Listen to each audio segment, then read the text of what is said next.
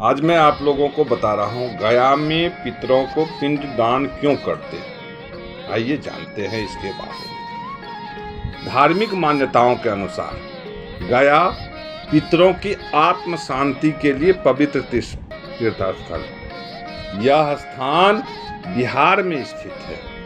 यह स्थान हिंदू धर्म में पिंडदान के लिए प्रसिद्ध है। हर साल यहाँ देश विदेश से लाखों श्रद्धालु आते हैं ताकि अपने पूर्वजों की आत्मा की शांति के लिए पिंडदान कर सके। पिंडदान की परंपरा हिंदू धर्म ग्रंथों में विशेष स्थान रखती है और इसका उद्देश्य पितरों की आत्मा को मोक्ष दिलाना है। विष्णु पुराण और गरुड़ पुराण में वर्णित कथा के अनुसार गया नामक एक असुर था जिसने कठोर तपस्या कर भगवान विष्णु से वरदान प्राप्त किया था। भगवान विष्णु ने गयासुर से वरदान में उसका शरीर मांगा था। गयासुर ने अपने तप के बल पर प्राप्त शक्ति के बावजूद भगवान विष्णु के सामने आत्मसमर्पण करते हुए अपना शरीर दान कर दिया था। गयासुर के त्याग और समर्पण से प्रभावित होकर भगवान विष्णु ने उसे आशीर्वाद दिया कि जहां उसके शरीर का दान किया वह स्थान पवित्र हो जाएगा। वहां जो भी व्यक्ति अपने पितरों के लिए पिंडदान करेगा उनके पितर मोक्ष प्राप्त करेंगे और स्वर्ग लोक में स्थान पाएंगे, जो परंपरा आज भी प्रचलित है। पिंडदान का महत्व क्या है इसके बारे में बता रहा हूं। हिंदू धर्म में माना जाता है कि मृत्यु के बाद आत्मा को शांति और मुक्ति के लिए पिंडदान करना आवश्यक होता है। गया में किया गया पिंडदान पितरों की आत्माओं को पृथ्वीलोक से मुक्त कर उन्हें मोक्ष प्रदान करता है। शास्त्रों के अनुसार पितरों की आत्मा अगर प्रेत योनि में अटकी हो तो पिंडदान उन्हें उस स्थिति से मुक्त कर मोक्ष का मार्ग दिखाता है। गया में पिंडदान का अनेक तरह के कथा प्रचलित है, जिनमें से यह कथा मैं बता रहा हूं। प्राचीन काल में ब्रह्मा जी जब सृष्टि की रचना कर रहे थे उस समय उनसे असुर कुल में गया नामक असुर की रचना हो गई। गया असुरों की संतान रूप में पैदा नहीं हुआ था, इसीलिए उसमें आसुरी प्रवृत्ति नहीं थी। वह सभी देवताओं का सम्मान और आराधना करता था। उसके मन में एक बात खटक रही थी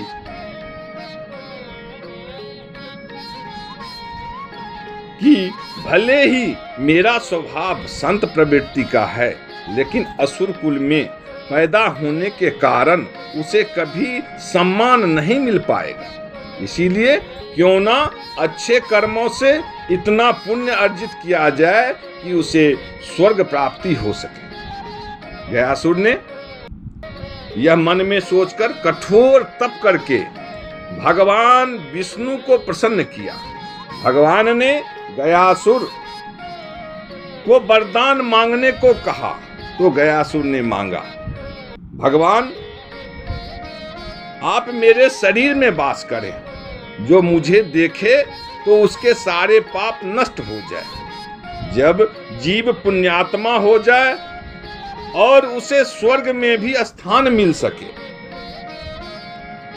भगवान श्री हरि से वरदान पाकर गयासुर घूम घूम कर लोगों के पाप दूर करने लगा।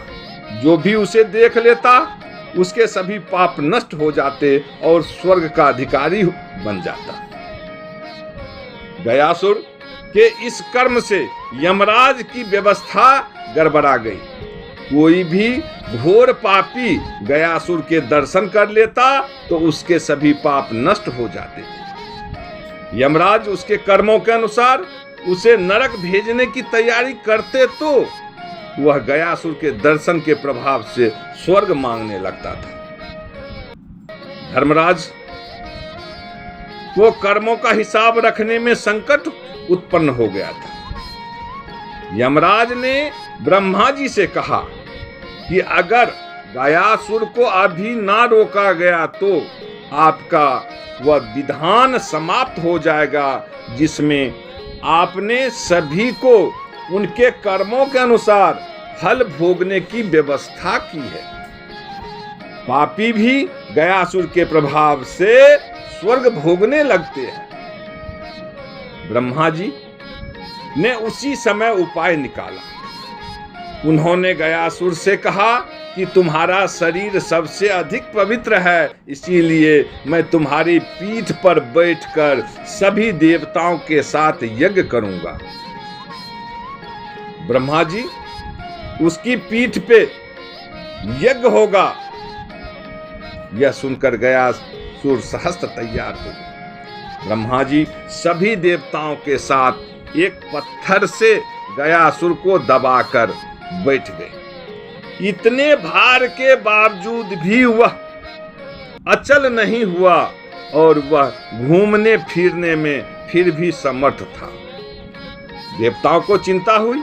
उन्होंने आपस में सलाह मशविरा की कि इसे भगवान श्री विष्णु ने वरदान दिया है, इसीलिए अगर स्वयं श्री हरि भी देवताओं के साथ बैठ जाएं तो गयासुर अचल हो जाएगा। तब भगवान श्री हरि भी उसके शरीर पर आकर बैठ गए।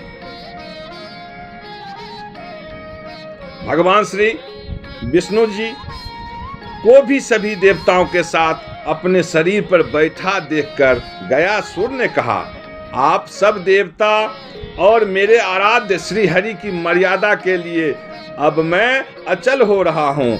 सभी जगह घूम घूम कर लोगों के पाप हरने का कार्य बंद कर दूंगा, लेकिन मुझे श्री हरि का आशीर्वाद है, इसीलिए वह व्यर्थ नहीं जा सकता। इसलिए श्री हरि आप मुझे पत्थर की शिला बना दें और यहीं स्थापित कर दें। भगवान श्री हरि उसकी इस भावना से बड़े खुश हुए। उन्होंने गयासुर से कहा, अगर तुम्हारी कोई भी इच्छा हो तो मुझसे वरदान के रूप में मांग लो। गयासुर ने कहा, हे नारायण, मेरी इच्छा है कि आप सभी देवताओं के साथ अप्रत्यक्ष रूप से इसी शिला पर विराजमान रहें और यह स्थान मृत्यु के बाद किए जाने वाले धार्मिक अनुष्ठानों के लिए तीर्थ स्थल बन जाए। भगवान विष्णु ने कहा, गया तुम धन्य हो, तुमने जीवित अवस्था में भी लोगों के कल्याण का वरदान मांगा और मृत्यु के बाद भी मृत आत्माओं के कल्याण के लिए वरदान मांग रहे हो। तुम्हारी इसी कल्याणकारी भावना से हम सब बंध गए हैं।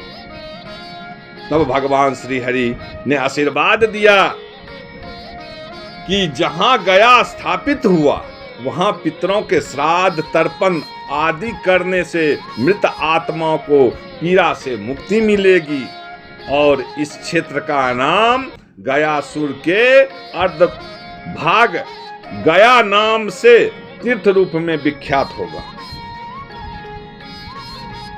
यहाँ मैं स्वयं विराजमान रहूंगा।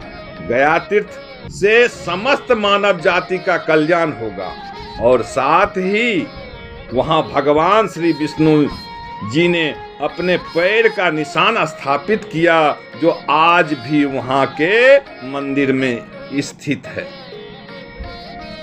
गया विधि के अनुसार श्राद्ध फल्गु नदी के तट पर विष्णु पद मंदिर में व अक्षय वट के नीचे किया जाता है।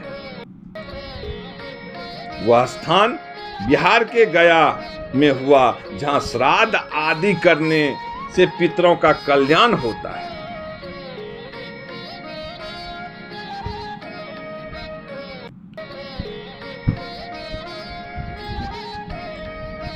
गया में पिंडदान की शुरुआत कब और किसने की, इसके बारे में मैं बता रहा हूं।